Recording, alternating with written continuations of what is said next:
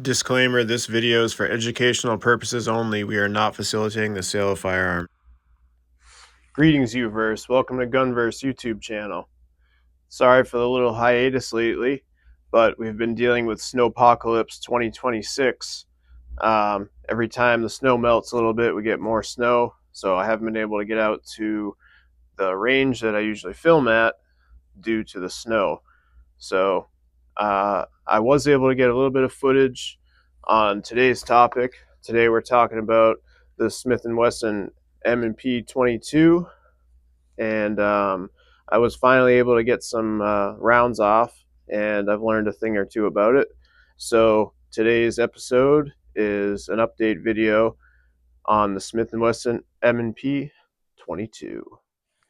So the first time I tried the Smith & Wesson, I loaded 2 magazines, and one of them went off just fine, but the second one I had some serious hangups. But it was the way that I loaded the magazine. It was my fault. So I'm going to show you guys in a little bit the proper way to load these magazines so you won't have the problem that I had.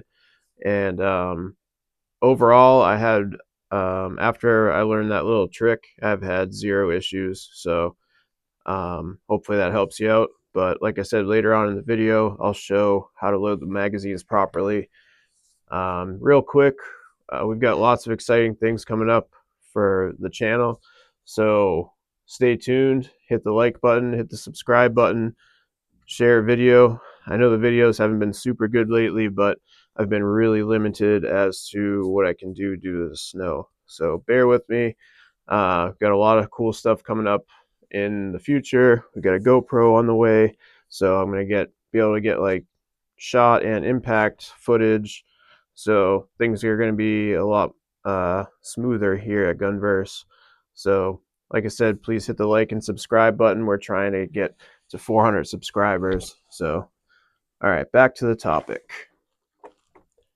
All right, now that I'm switched to first person view, let's take a look at it, see what I'm talking about here. All right, so I ran 2 magazines, well 3 total, I guess, magazines through it, and they were full magazines. I did a light cleaning, and the slide was feeling weird, like there was some granules stuck in there, but it feels a lot better now that it's been lubed and sitting for a bit. So a couple of cool things I wanted to point out about this pistol.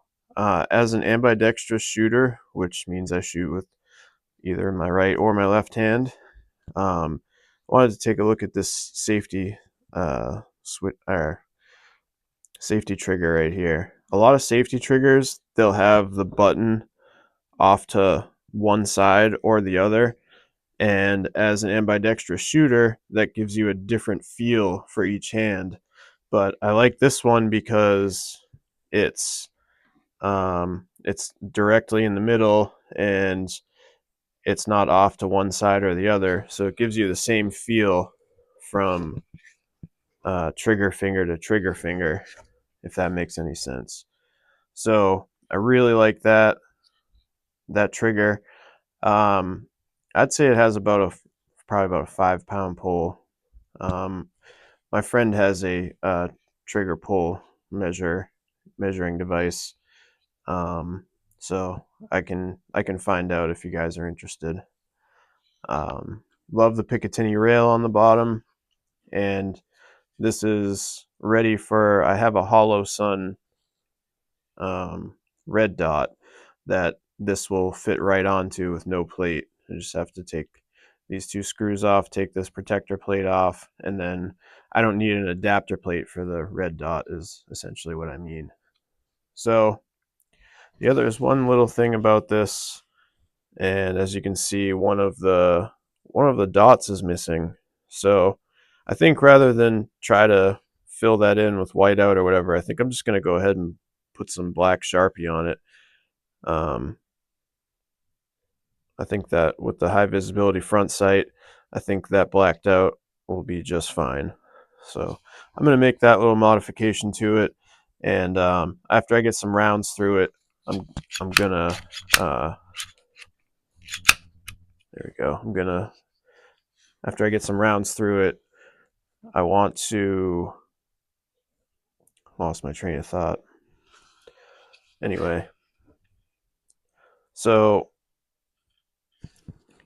like I said, I've got about, I don't know, 60 rounds through it, and no hang-ups really besides that one magazine failure. That was my fault. But I am going to take it apart and make a cleaning video with it, but not today.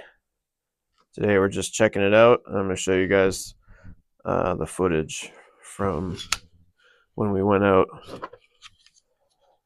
So, very cool pistol. I really like it. I wish I did have another dot, but it is what it is. I think it'll work just fine blacked out. So I'm going to show you guys how to properly load the magazine, because I'm going to do one the right way and I'm going to do one the wrong way. So this is the ammunition I ran, and I had 0 problems. I've been using this ammunition for a while, and I hardly ever have problems with it, actually, the more I'm thinking about it. Alright, so I'm going to load those mags up. Hang tight. I also want to leave these magazines full to stretch the spring out for a little bit. And something tells me I'll be using this again very soon, but I at least want to fill the 23 rounds up to get a chance to stretch that spring out. So the magazines are made out of polymer, as you can see, just like the Keltec. A little less capacity, but I'd say the capacity is still fine. I'm sure you could probably get a +7 for it or whatever. 22 WMR. But yeah, they're very sturdy for being polymer. Like, they're very sturdy. So, okay, let's get down to the loading. Now, I'm sure they make speed loaders for this. However, these magazines are so good, you really don't need it. So, I put the rimfire end all the way to, this black notch or that black notch, depending on which side I'm at. And then you literally just push down, and you see, let me get my little pointer. You see this gap at the bottom right here? That's okay for right now, but as it goes down into the second round, that gap right here will disappear. And that's what needs to happen on every single round. If that gap does not disappear, you're going to have a malfunction. So same thing. Put the rimfire up to the plastic, push in, and you see how that gap disappeared on the second one, and now the gap's on the first one. That's exactly what you want. But like I said, the next round you put in, that gap has to disappear. And if it doesn't, you've got a problem. See how that gap disappeared on the second one, and now it's on the third one? So we're doing good. Same thing with the fourth one. See how the gap, oh,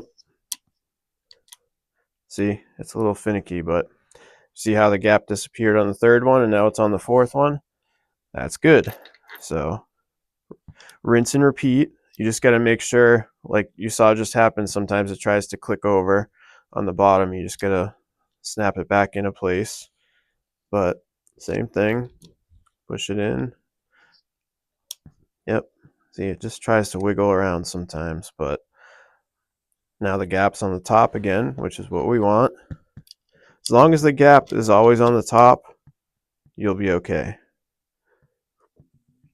So, and I did have a dreaded triple feed on one of them, so I had like 27 rounds in there somehow. Whoops, sorry.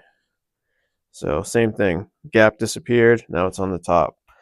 So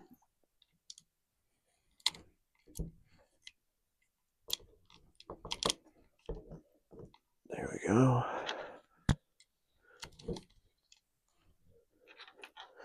I haven't been counting, which is not smart on my part. But there's one other thing I gotta show you about these magazines. So The gap is still on the top. We're doing good. So same thing, we're doing good. The gap is still there. So that gap has to disappear. I know I've said it 5 times, but it's important. Okay, and then the other trick I noticed is if you have the last round on the left, it doesn't like to feed the first round. So I've had great success with the last round being on the right, like so. Oh, that one didn't go in right. Like so. So gap is still there. And I don't know, maybe it's only, I haven't read the directions yet, which is typical of myself, but maybe it says that in the directions that you can only have the last round on the right hand side, but or maybe it was just bad luck on my part. I don't know. Like I said, I've run very few rounds through this, but I can't wait to shoot it more. It was so much fun. So that's how you properly load one of these Smith & Wesson M&P 22 Magnum magazines. I'm not going to waste both of our time showing you the wrong way to do it, because if you're like me, you'll figure that out on your own. But so that's the proper way to load one of these mags. And is there anything else I wanted to tell you about this? So it's got a 4 3/5, or excuse me, 4.35 inch barrel, not 3/5. So it's just shy of 4.5 inch barrel. I think the Keltec has a slightly longer barrel, but I didn't notice that when I was shooting it. It's very accurate right out of the box. I don't think I need to adjust anything, honestly. So I like that. It has a safety, ambidextrous safety. And like I said, I'm just gonna black that out. But anything else y'all want to know about this? Leave it. Let me know in the comments. But I think that's pretty much all I wanted to talk about. Let's get you guys out to the, well, not the range, but let's get you guys out to where we were shooting last, and you can see how it does for yourself. So stay tuned. All right, first try of the Smith & Wesson M&P 22.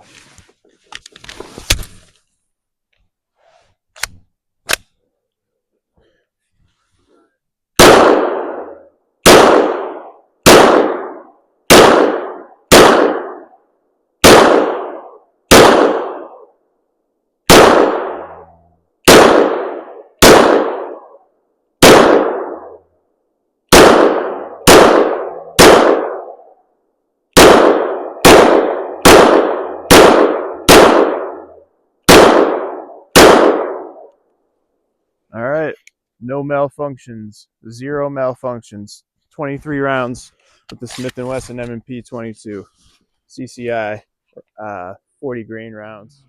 All right, I'm gonna do the second magazine with the Smith & Wesson M&P 22. I'm gonna try left-handed this time, though.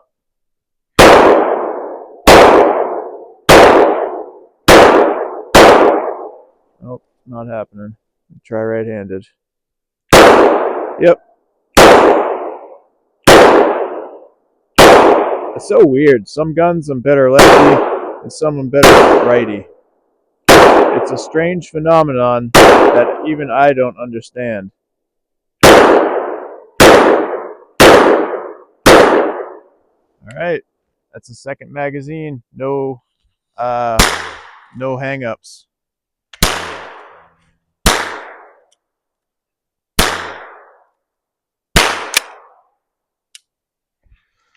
All right, thanks for batting back up.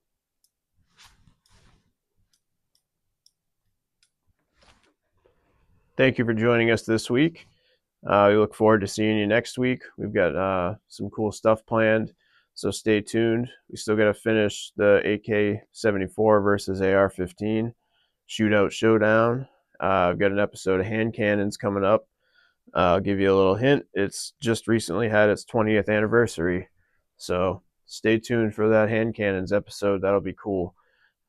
We also have coming up, I'm going to test the Makarov and a 380 and a regular 9mm through the chronograph to see how much energy you actually lose going from the 9x19 to the 9x18 rather, excuse me. And then we're going to test 380 to see how much weaker it is than the 9x18. So stay tuned for that. We're going to start using the chronograph more often just to see if the numbers on the box are correct or not. So thanks for joining us. Please subscribe. See you next time, and God bless.